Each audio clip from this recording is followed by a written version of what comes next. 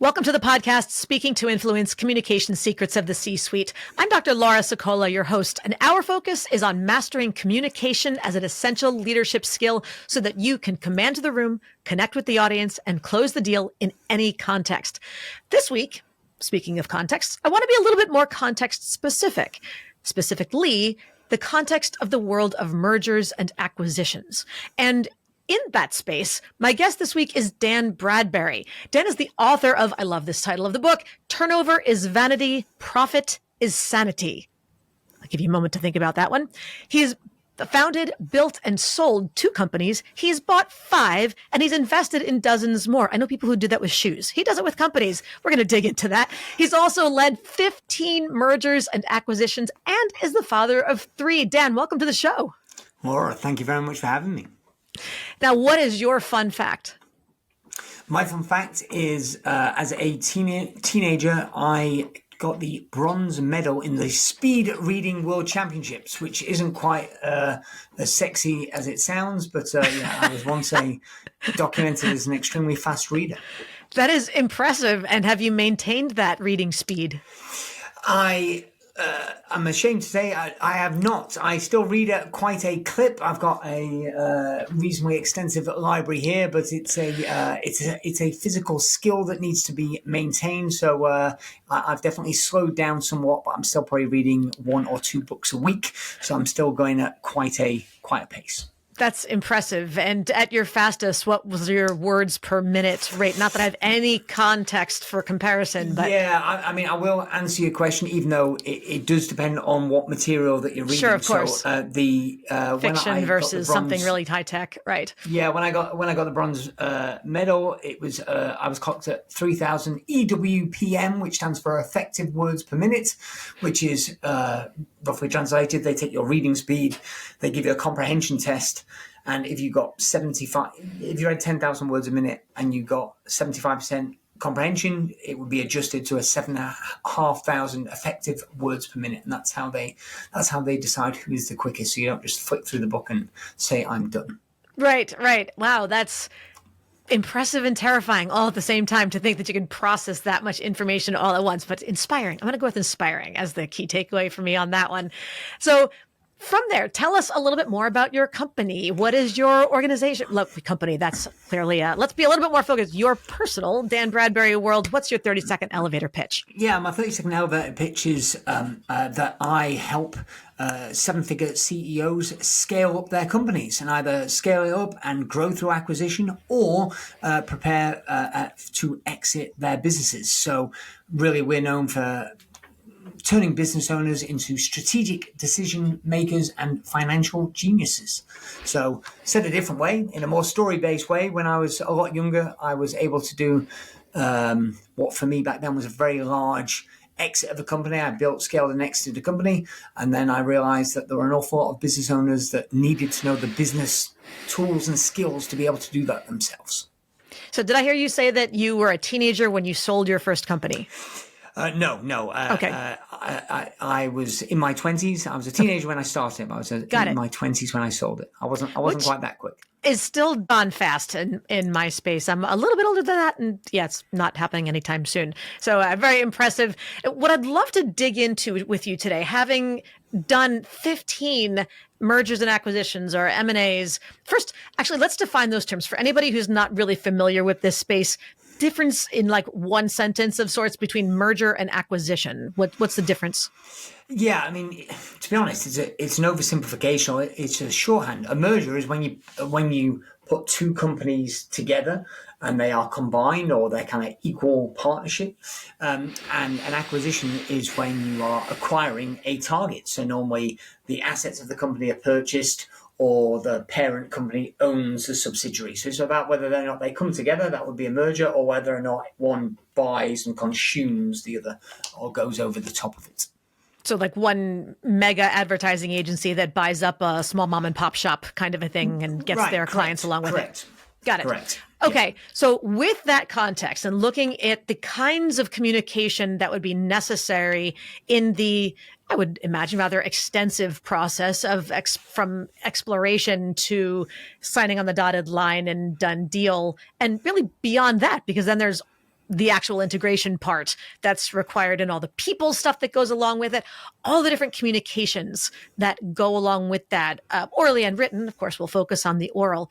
But in that space, what would you say? I'd love for you to share with us the top 3 rules, or maybe the 3 communications commandments, if you will, for navigating that path, that journey. Yeah, I really like to take complex subjects. Like my whole reading background is I'd like to consume all the information, then synthesize down to the basic steps.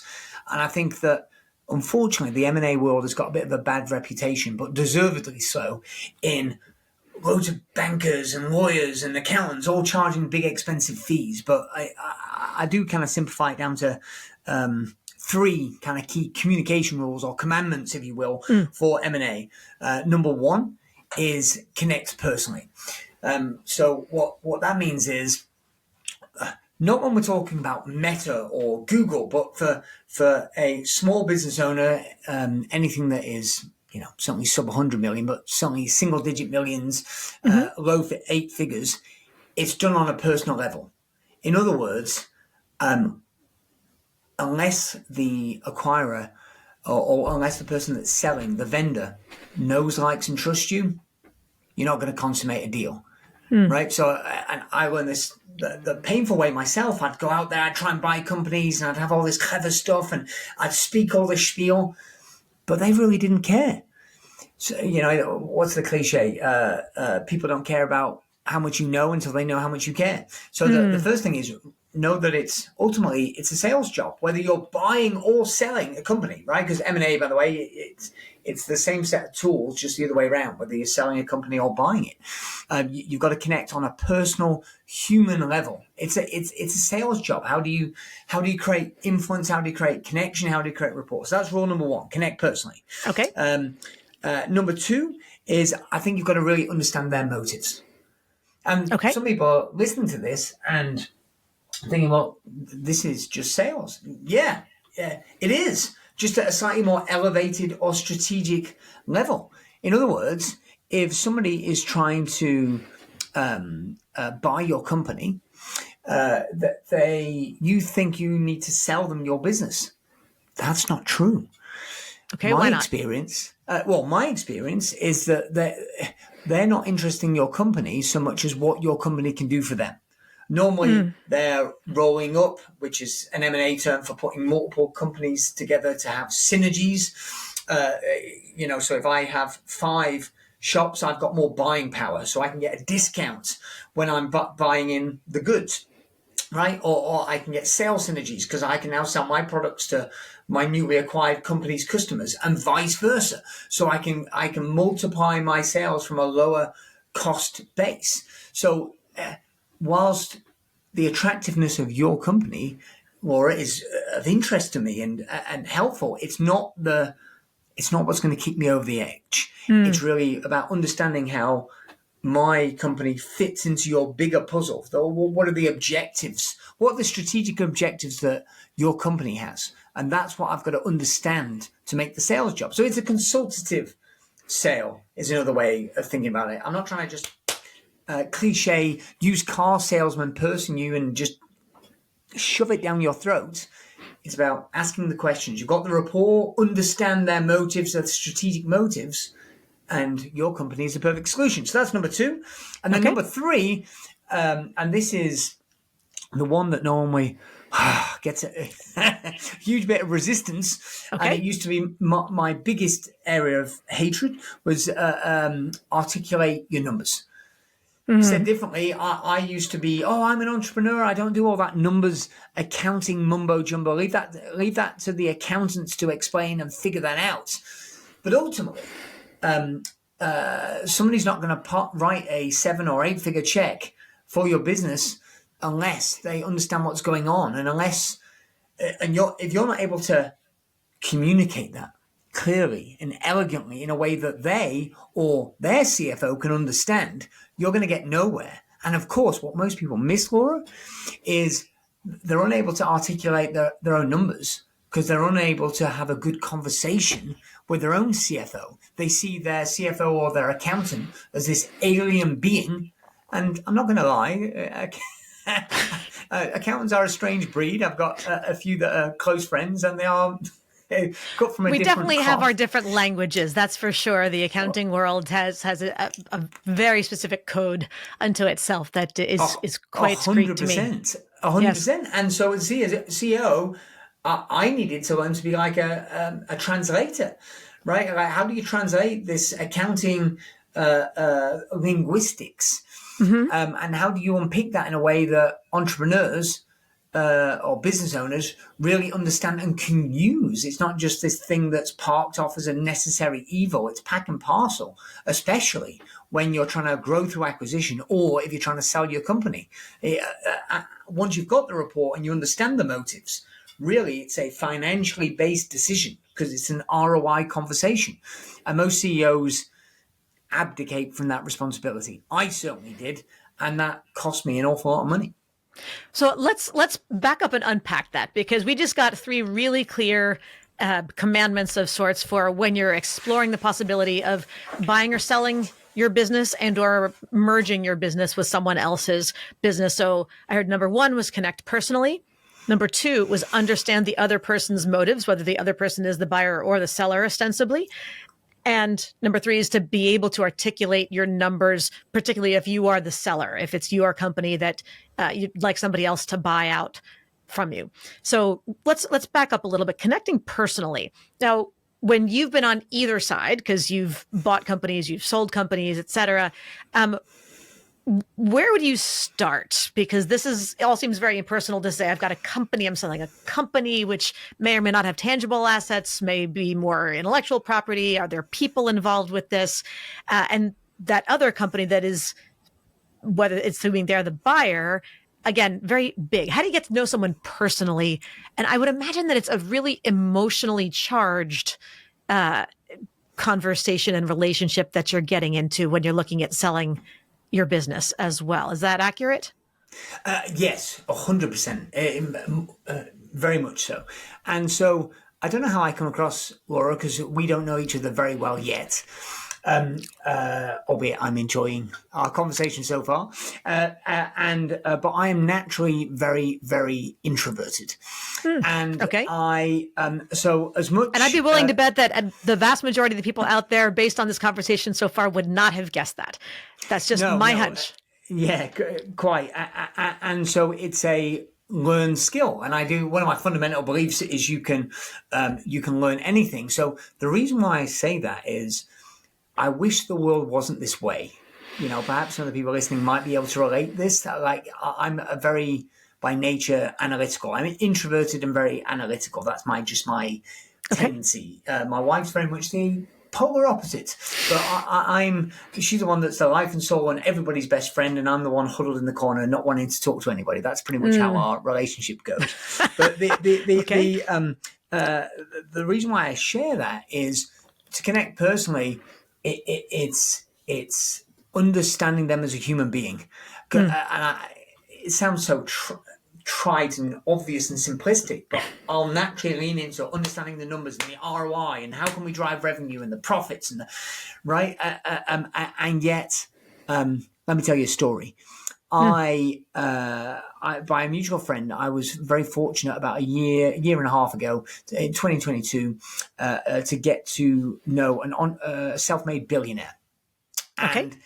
And of course, I'm wanting to make a connection with this man, and he's also strangely very, very private. I think people have this picture of billionaires because the billionaires we see in the media, they've got their media persona, or it's the extroverted ones who are their own brand, but I would say on balance, the majority of them are actually far more like to be introverted. And this man shuns social media. Even if I told you his name, you wouldn't know who he was. So I wanted to build a relationship, and I'm trying to connect with him because there's opportunities, and he's got a family fund, and so he's investing significant capital. But I'm trying to figure out the way to do it, and it's coming across stilted. It's coming across stilted, and I'm trying to force it. And then all of a sudden, I find a commonality. he makes a comment about his son, and he also makes a comment that he also has a home in Spain. And I spoke about how my children love Spain, my wife loves Spain, and just on that one commonality, he within an hour or so, a couple of hours of meeting him, we were at an event together. He invited me out to his home, stay at his home for New Year. Now, for context, there was 100+ people at his home for this New Year party, so it wasn't like it was my family and his. But still, it was that common connection of our children and the things in common and the love of Spain that created that bond. And then from that, business deals, transactions have all evolved. And the other thing, which I suppose I'm trying to push people to think beyond their comfort zones. I don't drink alcohol, or I say don't drink. I used to be teetotal. I drink a handful of times a year. Sure. But my joke amongst my clients is, if I'm drinking alcohol, it normally means I'm buying or selling a company. And the reason why is I'm not morally or ethically opposed on religious grounds to alcohol. I just don't enjoy the way that it makes me feel. Sure. And I found that there are some people, some business people that really enjoy a drink, and it allows them to let their hair down on their inhibitions on what otherwise would have been brutally hard conversation flows. Sure. Not to business, but to personal connection. So I'm not saying you need to drink alcohol if you want to make a personal connection, but it is about seeking commonality, especially on a family level. And my strong bias, since I'm a father of 3, is always go to the kids. People love talking about their kids. So if you can connect on a parental level, everything else just flows much more easily. It certainly helps if both have that. Pets are a good backup. I find an awful lot of people, even in the podcasting world, looking for ways to connect during prep calls and things. I would say at least half the time that I'm on a Zoom with somebody, whether it's a client prospect, a guest prospect, or someone else, and all of a sudden a tail kind of moves its way across the screen. And I'm like, okay, well, there's a cat or a dog or something else, or a little child's nose suddenly peeks itself. So sure, opening those conversations is a fun way, because, people love to talk about those kinds of things. And even if you don't have one, it doesn't hurt to ask about someone else's. Always, okay, so always. Then, I mean, social media stalking. It's what's the commonality? Sports teams. I'm a big physical fitness nut as well. So find that thread of commonality wherever it fits. And if nothing else, I think one place that I often find that people get stuck in the networking space, not in the transactional sense of networking, but in the relationship development space, is feeling like I can't find anything we have in common. If I can't find something we have in common, then there's nothing to do with this.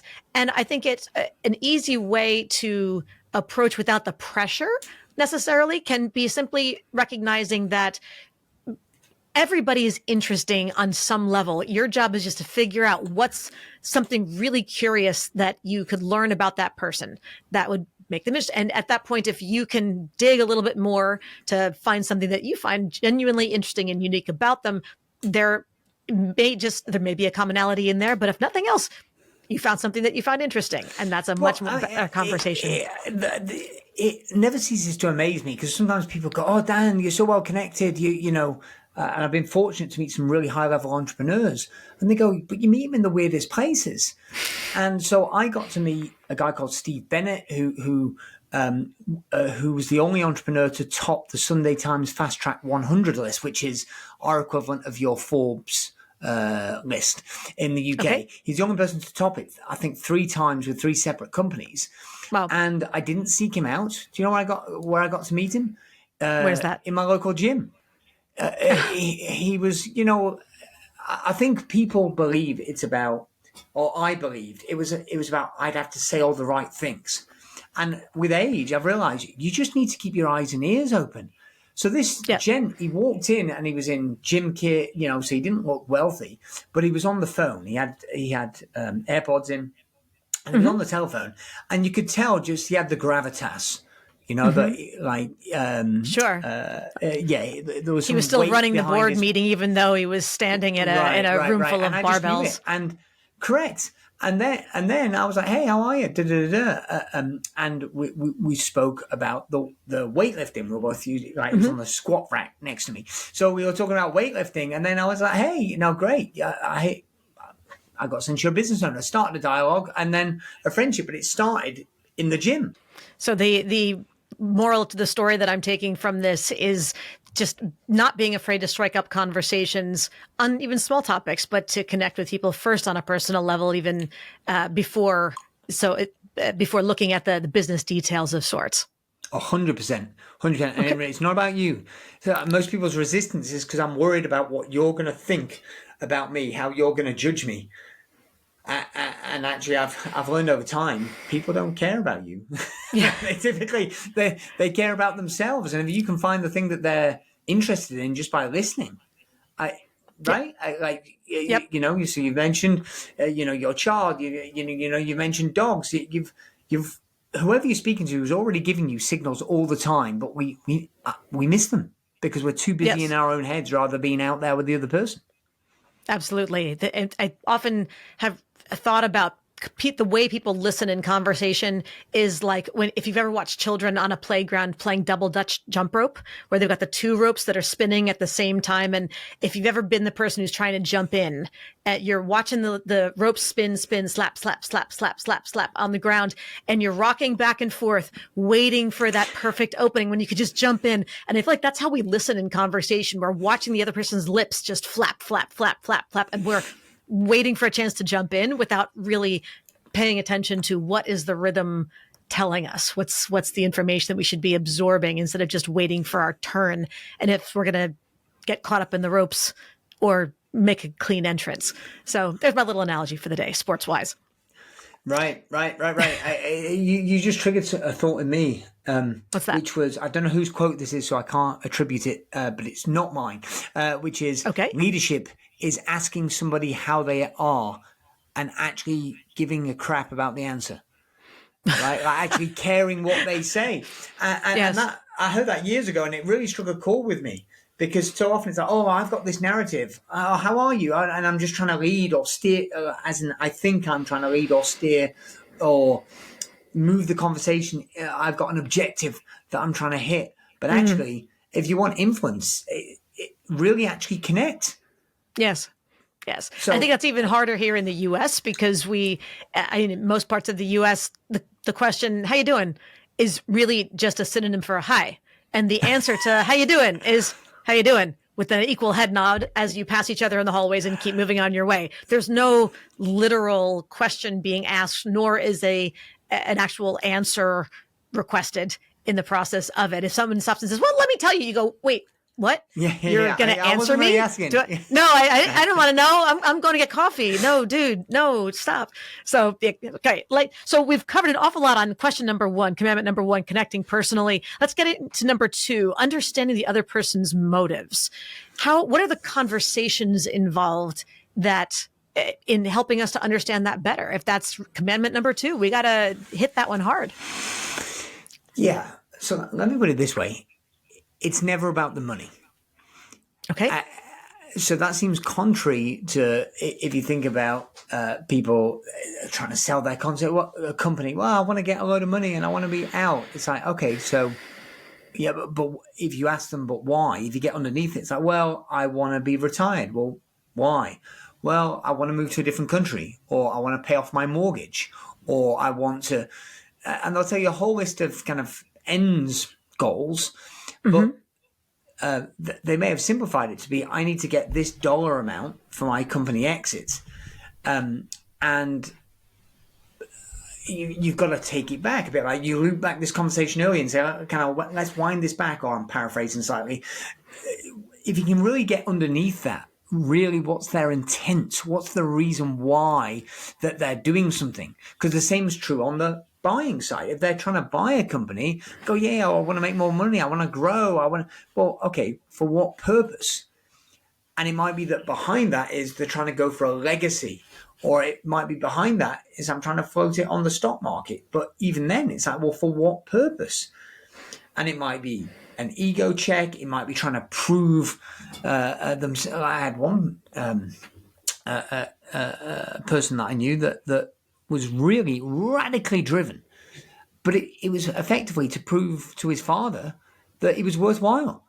Because his father was exceptionally successful when he was growing up, and the person that I know was was demonstrably a bit neglected and felt inferior and not good enough, and yet so he spent his whole life trying to prove, and everything that he did to succeed, to win, was actually really to prove his father wrong. Now, the fact that his father had been dead 30 years by this point makes it a little hard to actually achieve that goal if your goal is ultimately to get dad's approval. Right. And yet you can understand, and I'm not making a moral judgment, but if you understand what drives people, it's significantly easier to influence them, right? And you have to make your own judgment on the ethics of how it's produced. But if you understand that somebody's really trying to prove people wrong, you can present how a certain transaction could help them achieve that outcome. Sure. Right? So tell me about either a time when you were buying or selling, and if you were buying the company, then did they ask? Or let's go the other direction. When you were selling your company, how did you figure out what the buyer's ultimate motives were?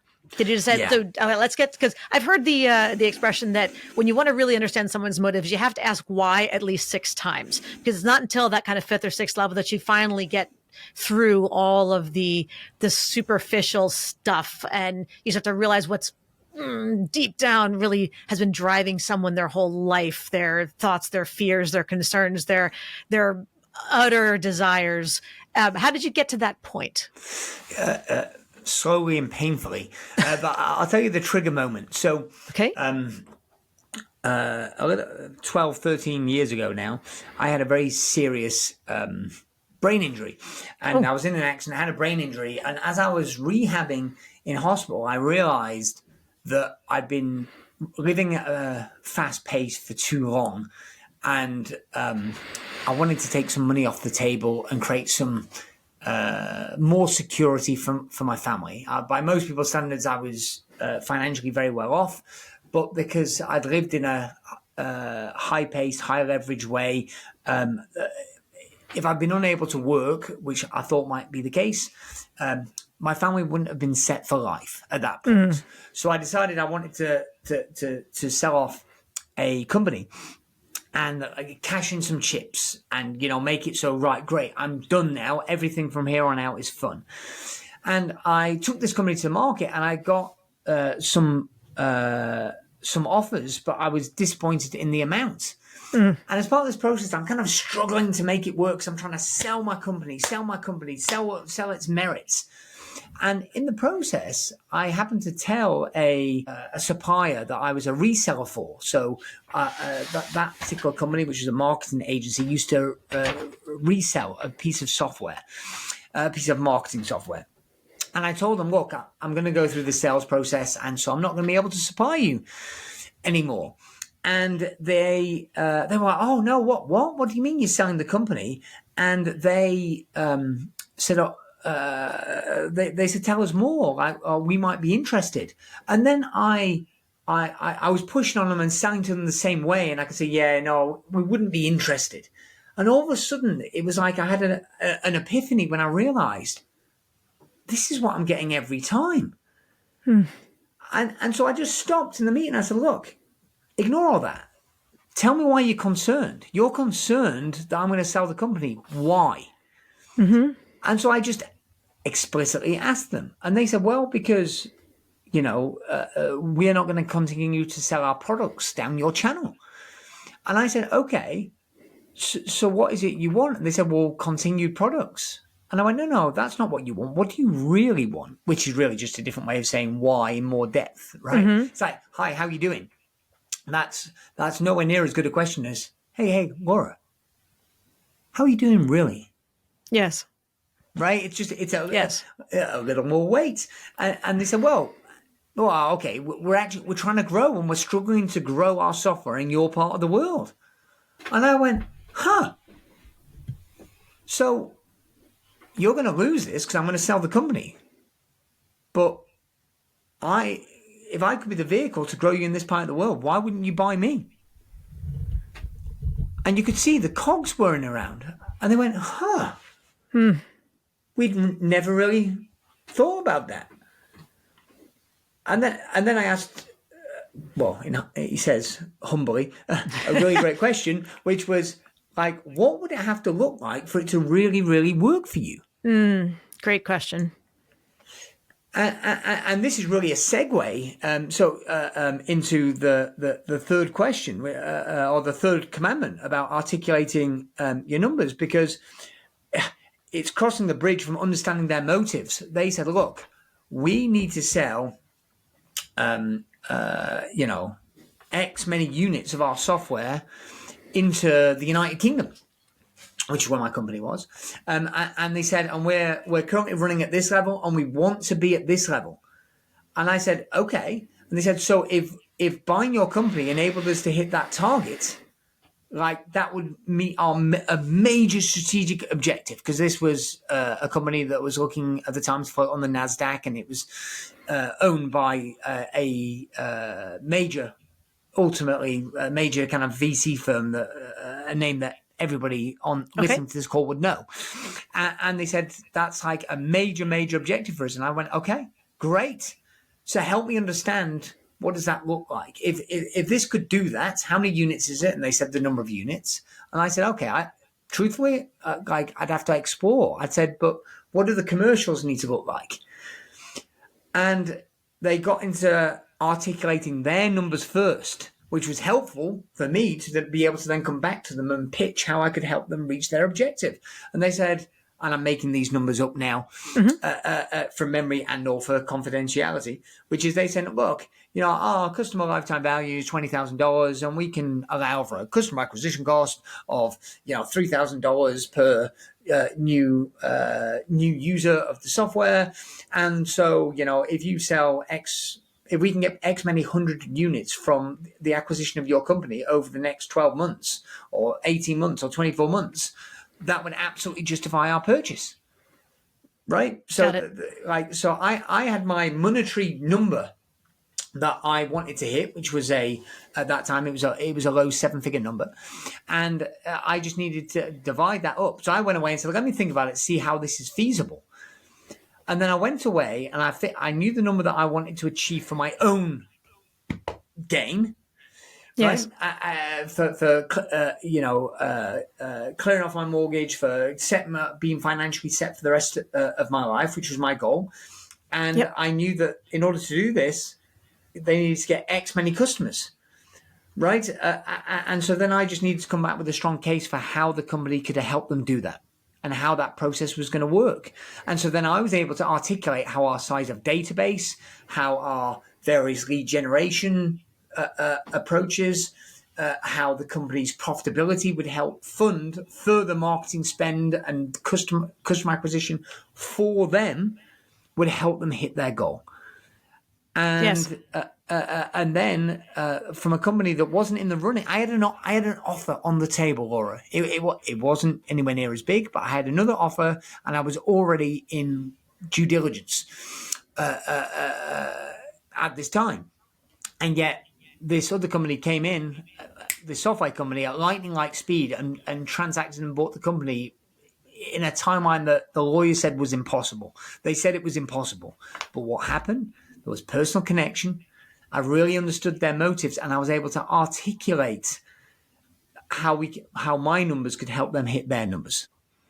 So it sounds like it's a litmus test, that if these are, it's not necessarily that if you have all these that the sale is imminent or guaranteed, but if you don't have these, it is guaranteed that the sale's not going to happen. Would that be a fair summary? Correct. It's you're passing through those gates, those connecting gates. If you don't have number one, they're not going to trust you. It's not going to proceed. If because they don't trust you. If you don't have number two, they're not going to be motivated enough to make it happen. And if they don't have number 3, they're not going to have the faith to push the button to write the check.